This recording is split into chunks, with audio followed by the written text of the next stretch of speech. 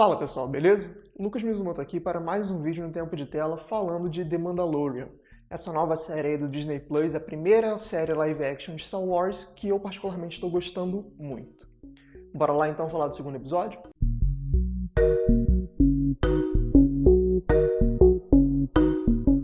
Assim como eu fiz no primeiro episódio, esse daqui também não é exatamente uma crítica, eu vou fazer mais uns comentários gerais do que eu achei e tal, mas sempre avisando que vai ter spoilers, então se você não assistiu ainda o episódio, dá uma segurada, a não ser que você não ligue. Esse segundo episódio aqui, chamado The Child, a criança, é um episódio mais contidozinho, de 30 minutos, inclusive eu tô começando a achar que esses dois primeiros episódios, na verdade, é um episódio só que eles quebraram em dois, tanto que a partir da semana que vem vai ser só um episódio por semana, sempre na sexta-feira. Mas vamos lá. O episódio ele basicamente foca nessa relação entre o Mandaloriano e a criança, o bebê Yoda, que a gente está chamando assim, que apareceu no final do primeiro episódio. A gente vê que ele tá levando a criança e tal para a nave dele, afinal de contas, em tese, ele tá terminando a missão. Só que, quando ele chega na nave dele, ele vê que a nave foi roubada pelos Jawas, Para quem não lembra, aquele povo lá de Tatooine, aquele povo que fica com a cara escondida e tal, que também tá nesse planeta aqui, que até onde eu lembro não falaram que é Tatooine, é um outro planeta. Mas eles também estão aqui e acabam roubando a nave do Mandaloriano.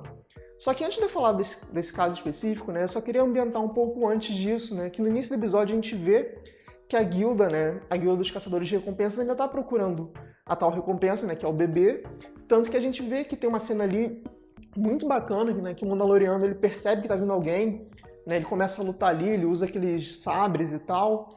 Aquela cena é bem bacana, na verdade sabre não, meio que umas lanças, uma cena assim bem interessante que retoma um pouco da ação que a gente já estava vendo. E nesse mesmo momento, quando ele é ferido e tal, a gente vê que o bebê Yoda, ele a princípio tenta usar força, mas rola um impedimento e já começa aquela pulga atrás da orelha que todo mundo já tinha, de que essa criança tenha força.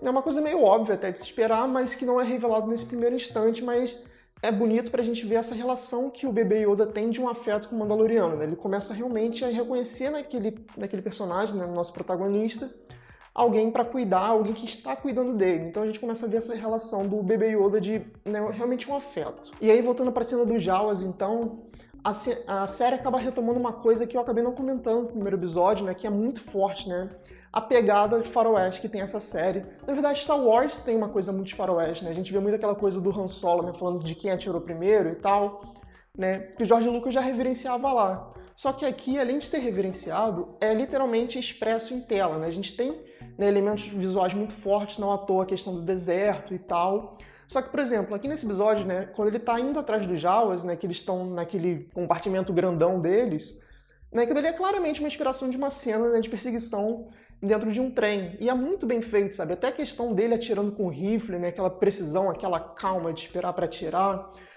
o recarregamento das balas e tal, são referências visuais muito bacanas que evocam realmente uma coisa de fora da lei que a série pede. Afinal de contas, a gente está falando de um caçador de recompensas e um momento de transição pós-império, para uma nova ordem que a gente nem tem ainda, a primeira ordem.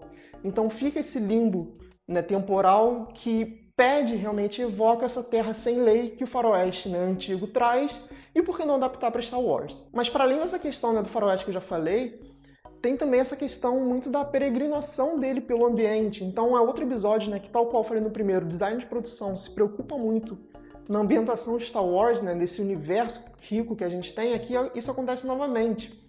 A gente vê eles dois andando bastante, indo até aquele local que ajudou ele da última vez, que queria que o Mandaloriano trouxesse paz para o planeta dele, e ele vai recorrer a essa ajuda de novo.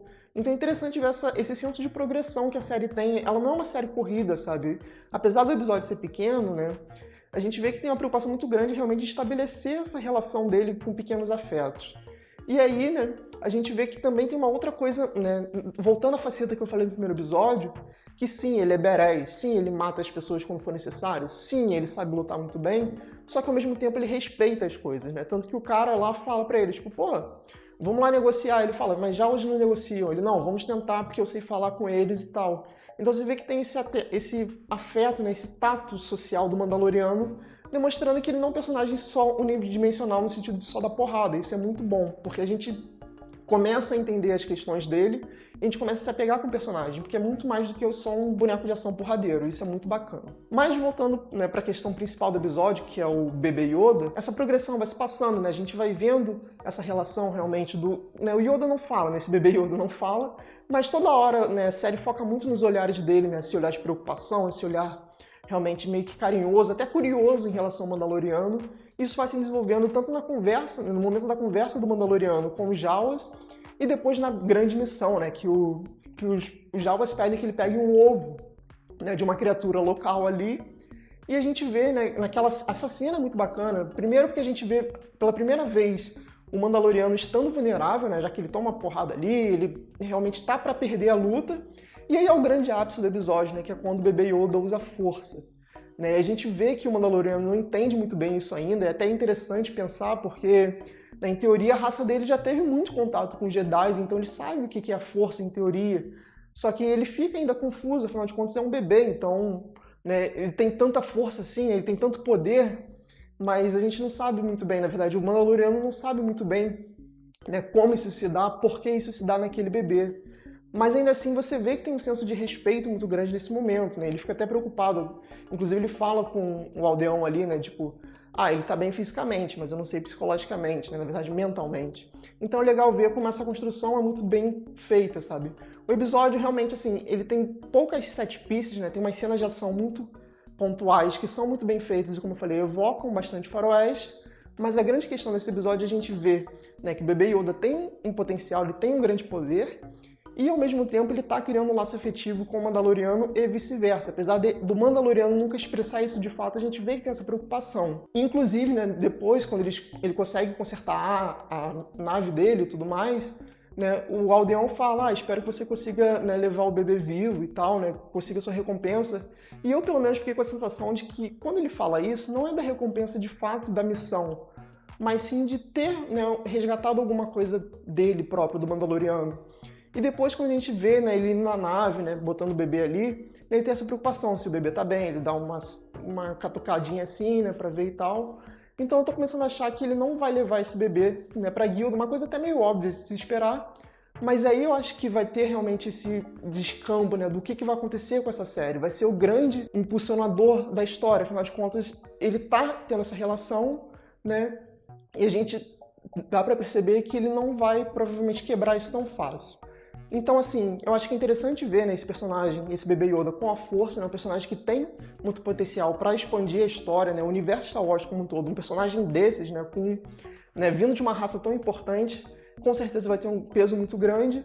E, ao mesmo tempo, a gente, né, vê que é um episódio contido, né, realmente nessa relação do bebê, mas que, né, enfoca muito nesses afetos. Eu acho muito interessante, porque a série sabe e está mostrando, né, que sabe trabalhar tanto com o universo, né, as possibilidades que isso pode trazer, mas para além disso, né, focando realmente no seu personagem, no íntimo ali.